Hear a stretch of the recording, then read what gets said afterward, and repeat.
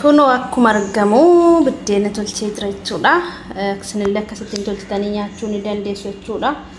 Baay'ee tokko bareeda. Tole Ashama harka fuunee kabajamtota Dawatota YouTube channel kiyya bakka jirtan maraatti nagaan isiniif haa baay'atu. Akkam jirtu nagaa keessanii channel kanaaf araa warri taatanii subscribe gochuudhaan maatii kiyya akka taatan abdiin qaban isiniin jedha, jaalalaan isin gaafadha. Wantoota tokko video bareedduu ta'e isin qabadhee dhufa jechuudha. Kanaaf video kiyya daawwachuudhaaf daawul milikitii sana subscribe yeroo guutanii tuqaan isiniin jedha shakka laaramii jirtu sana tuqaan isiniin jedha guyyaarraa nyaata yookiin immoo biddeena akkamiin akka hojjetachuu dandeenyu mana keessatti furno duqqeetii irra akka biddeena xaafii fakkaatu hojjannu furno duqqeetii irraa isin agarsiisa jechuudha. Mee walumaan maal akka gochuu jiru dursa maal takka ta'u akkamitti tola yeroo baay'ee yeroo tolchinu jechuudha. Intinirraa nuun ka'u jechuudha maxxabashaarra amma maxxabashumarratti tolchasi. Mee walumaan akkaataa itti hojjedhu majammaraa saatii hanga dhumaatti ilaala. Adaraa keessan video kana hanga dhumaatti daawwadhaa video kiyya jechuudha. Kanaaf mee walumaan hojjennu isiniin jedha. Kuno Dakku furno duqqeetii akkuma argaa jirtanii xaafii miti garuu akkuma xaafii yookiin immoo xaafii hadiitti hojjedha jechuudha. Kanaaf mee walumaan taa'anii hojjennu isiniin jedha. Kuno akkuma argaa jirtan kana argaa jirtu eeyyaadha. Kuno abidda irratti godheen jira jechuudha. Hinaammafamaa dursa xaafiin dursa hinaammasna jechuudha. Akka intole biddeen isaa furno duqqeetii waan ta'eef adiidha waan ta'eef kuno akkuma kaayyitti akaa jira jechuudha. Kanaaf mee walumaan daawwannu isiniin jedha. Akkatti biddeen isaa tolu waan tokko garaana qaba maalii nu borcii nu baasatanii sodaatinaa sun dhugumaan isiniin jedha. Akkasittiin abidda irratti hammastu isa booda ijoollota baay'ee barsiisee jira jechuudha. Karaa keessaa nagaggaafatanii yeroo nan tolchee fayyadamu arganii jechuudha. Yeroo baay'ee biddeena hinan bitaa garuu funyaan nama gubachuudha. Dhugaa dubbachuudhaaf waan isaan itti hojirraa hojjetan hin beeku jechuudha. Garuu yeroo baay'ee nan nyaadhaa lapheena gubaa yookiin immoo hin ta'unaaf jechuudha. Akkasa biyyaa miti. Kanaaf warreen biyyaallee fidanii asitti gurguran jiru toos akkasii argame gaariidha. Isaa mannaa immoo nama hin beeknerraa binnee nyaannee rakkachuurraa mana keenyatti yoo qopheeffannee haala kanaan irra filatamaadha jedhee yaada. Ijoollee keenya ijoollee Oromoo adaraa keessan laayikii namaaf hin tuqxanii maaliif akka ta'an hin beeku walitti miqqanyoomina. Laakiidhaanii jabaadhaa jedhaan bukkee dhaabbadhaa isiniin jedha. Wal bukkee dhaabbachuun gaariidha. Walitti miqqanyoomne walirraa faffagaachuu walitti naafuun gaarii miti isiniin jedha. Garuu laayikii walii godhaa viidiyoo walii ilaalaa walii daawwadhaan isiniin jedha gaariidha. Kanaaf mee akkaataa hojjetamu kana walumaan bu'aa ilaalluun isiniin jedha. Kun haala kanaan naannoo ammasa jechuudha. Daakuu kana abidda irratti xiqqoonan diimessa sirriitti bilcheessachuudhaan in argitu ofiinuu jechuudha. Akkaataan hojjedhu biddeen isaas immoo maal akka bahu akkamitti akka bahu in ilaaltu jechuudha. Namoonni tokko akkaataa hojjettu nuuf himi jedhanii itti himeeni maxxabashaarraa ka'uufi didee jechuudha. Ka'uufi didee garuu ani nan hojjedha takkaas naa ka'uu hin dinne. Biddeen isaas immoo hija qaba. Yeroo namatti suura kaasee ergu maalirraa hojjette kun xaafii fakkaataa naan jedhu dhugaa dubbachuudhaaf jechuudha. Kanaaf mee walumaanuu ilaallu maal akka fakkaatu biddeen isaan isiniin jedha. Amma bukeessee yookiin boruu yookiin booddeen tolchaa boruus miti. Ani har'uma bukeesseen har'uma tolchaa rakkoon qabu jechuudha. Inuma mi'aa jechuun akka biddeenaa ta'uu yoo dhiise ta'amiinsa inuma tolfama jechuudha. Xaafiitu bukeeffamee tura malee inni kun bukeesseen nan bubbulcha jechuudha. Farsoo isaallee nan naqadhani jechuudha. Farsoo jechuun farsoo yoo isiniin jedhu farsoo geeshoo fi biqilaan dhuganii xeenxeedha. Garuu qariboo isa jedhan irraa nan hojjedha jechuudha. Qariboo irraa nan hojjedha. Kanaaf irraan hojjedhee fayyadama jechuudha yeroo baay'ee. Isinillee akkasumatti irraa hojjedha fayyadama baay'ee tokko mi'aa jechuudha. furno duqqeetirra nan hojjedhan biddeen akkasa kana toshee sukkaaraa fi loomii akkaataa itti hojjetamu sallee isin agarsiisa. Isin fayyadachuudha. Akkaataa itti hojjetamu isinitti agarsiisa jechuudha sallee. Kun akkuma argaa jirtan amma famaa jira jechuudha.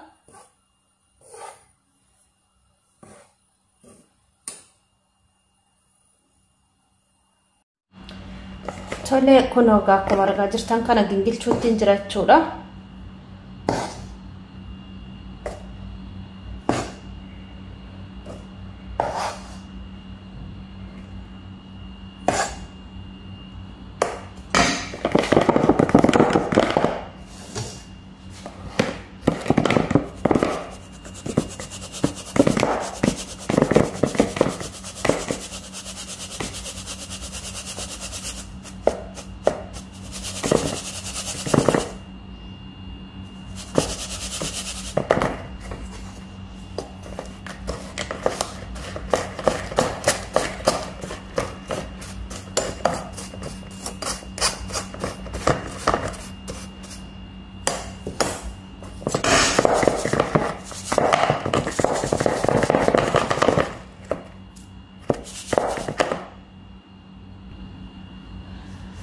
Kana akkuma argaa jirtan xumuree jira jechuudha.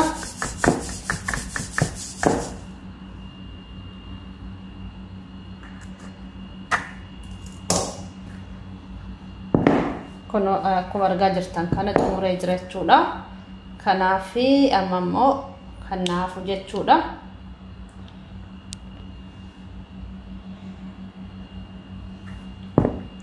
Irshoo fi amma immoo kana itti naqachuudha. Kana xiqqooshii kaal yookiin immoo vinegar isa jedhamu kana ittiin godhachuudha. Vinegarii xiqqooshiitti godhachuudha. Kun kan dhugamuudha jechuudha. Kan dhiiga qannasuudha jechuudha. Warra dhiiga qabantu warra dhiiga irra bayitu dhuga jechuudha. Garuu xinnoo ishiitti godha biddeen jedhan qomoxachiisa jechuudha. Argaa akkuma jirtan kana isattan godha satti godha yeroo hojjettanii lammaffaa immoo irshootti godha dhoggaarra na gubattanii sodaatina nama gubu ani ofii kootiin nan gubu jechuudha yaaleera jechuudha ashoolli baay'eetti godhachuudha akkasitti godhee soogidda xiqqooshi keessa buustuu jechuudha ashaboo xiqqooshi keessa buustuu jechuudha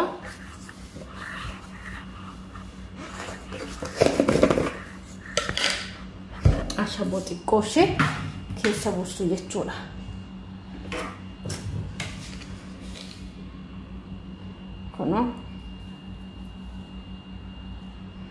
Kuno akka intola jechuudha.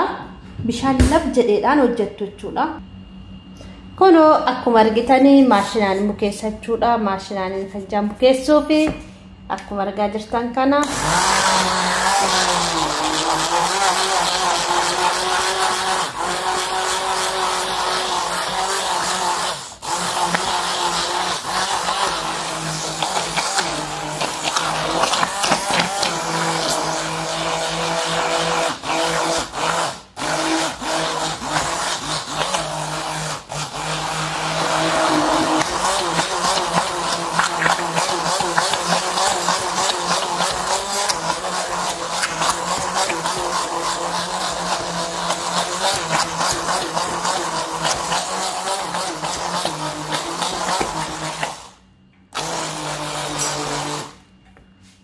xiqqooshitti godhachuudha. Boodas qallisuun hin oolu waan ta'eef jechuudha.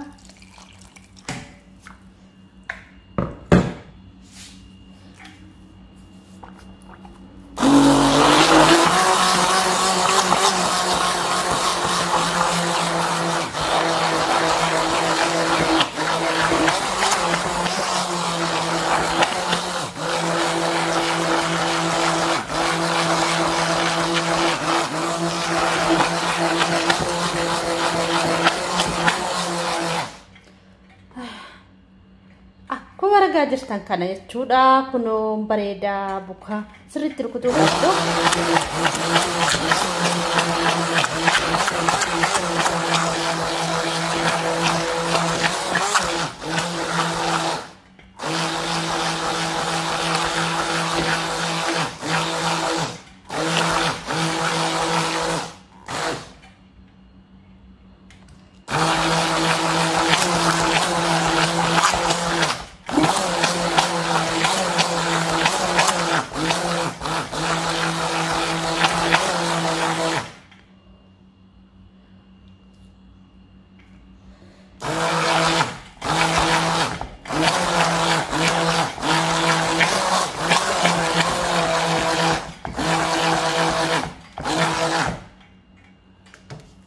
kuno gaadha baay'ee rukute jechuudha. Gaadha jechuudha akkuma argaa jirtan kana innaa tolchinu immoo walitti deebina jechuudha. Angasitti immoo turtii gaariin siniin jedha walumaa turru. Tole ashama harka fuune kabajamtota daawwattoota kiyyaa egaa walitti deebidee jira kuno tolchuuf hin jira biddeena jechuudha. Akkasuma kaleessa guyyaa kaleessaan bukeessee arran tolcha'een ture viidiyoo irratti jechuudha. Garuu kuno amma tolchuutti hin jira waan ta'eef na daawwadhaa viidiyoo kana hanga dhumaatti akkaataatti tolfamu jechuudha. Kun akkuma argaa jirtan tolchaatan jira jechuudha. Waan ta'eef daawwadhaa kuno akkuma biyyaa maasa shaayisa jedhamullee qabna.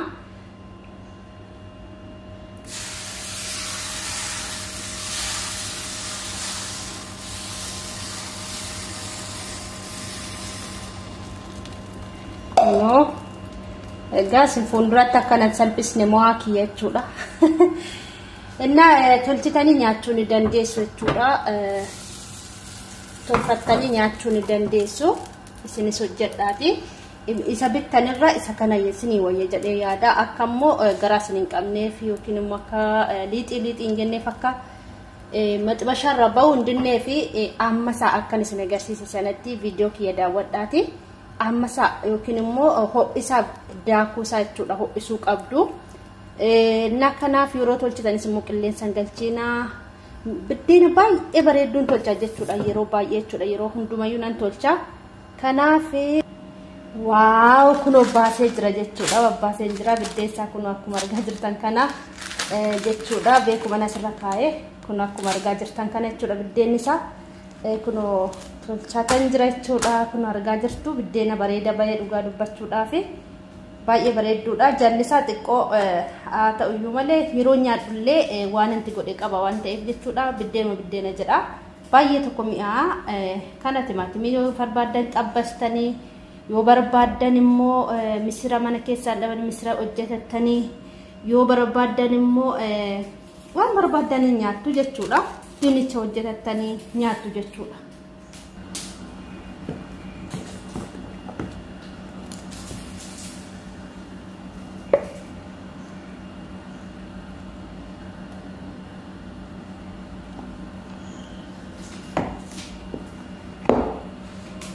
Kuna akkuma argitan kana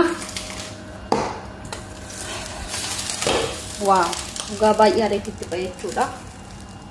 Naam limitanii ho'aa waan ta'eef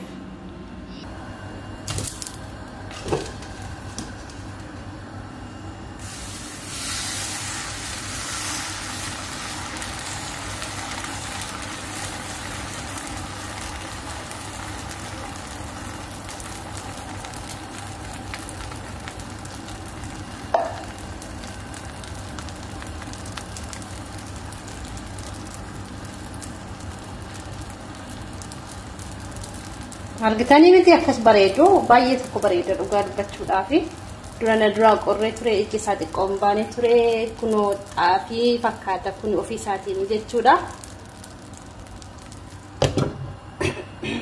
Xaafii fakkaata ofii isaa jechuudha.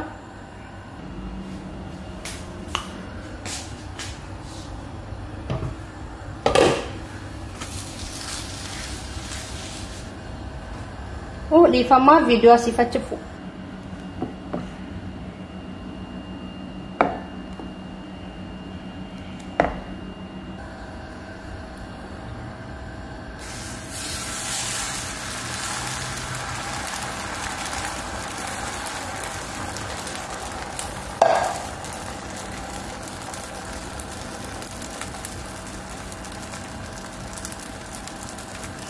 Furno duqqeetii biddeena akkanaa baachuudha baay'ee tokko bareedaa isinis tolchaatiif fayyadama. Waan tokko garaa nama hin qabu nyaadhaa tolchaatii isiniin jedha. Kana fakkaata biddeenni furno duqqeetii jechuudha. Xaafii fakkaata dhugaa dubbachuudhaaf ijji isaa nama bojoo maasisa akkuma argaa jirtan.